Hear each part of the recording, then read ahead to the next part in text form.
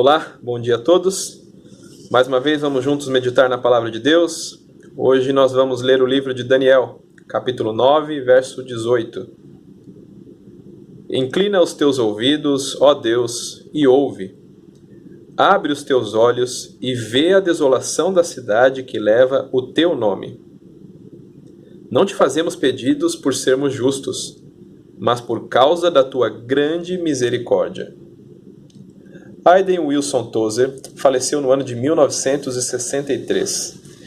Ele é considerado um dos maiores pensadores teológicos do século XX. Tozer foi pastor em cidades como Toronto, Chicago, e também foi um homem que escreveu muitos livros. Em um de seus livros, intitulado Mais Perto de Deus, Tozer registra a sua percepção de que o chamado homem religioso havia perdido o sentido da majestade de Deus e, consequentemente, perdido também a reverência e a consciência da presença divina. Essa constatação de Tozer descreve muito bem o homem contemporâneo.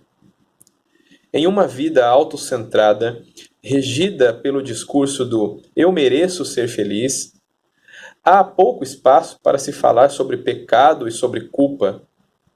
Na verdade, ironicamente, falar sobre essas coisas hoje se torna um pecado.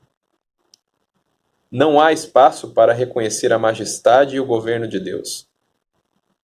Olhando atentamente para o perfil desse chamado público evangélico da atualidade, eu receio que Daniel não teria muita aceitação nos nossos dias.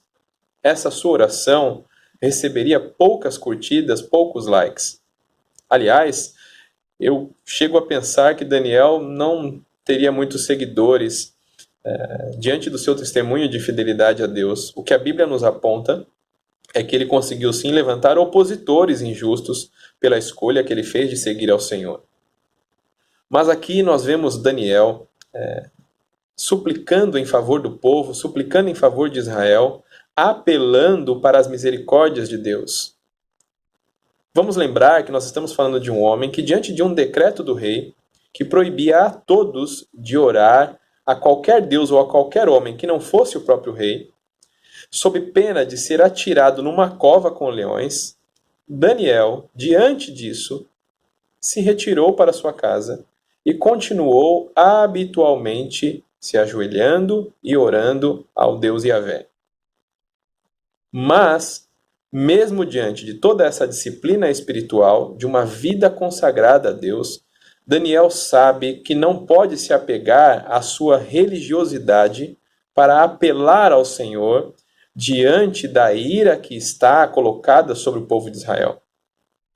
Ele viu de perto esse castigo, viu de perto a cegueira espiritual que levou o povo a uma vida de desobediência, de rejeitar a palavra de Deus e de escolher os seus próprios caminhos.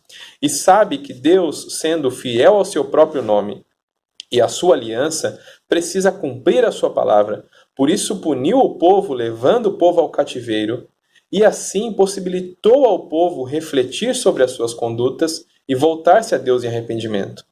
É por isso que Daniel diz ao Senhor: ó Deus, nós não somos justos, não há nada que nós possamos pedir face à nossa própria justiça. Nós provamos a nossa falha, o nosso fracasso.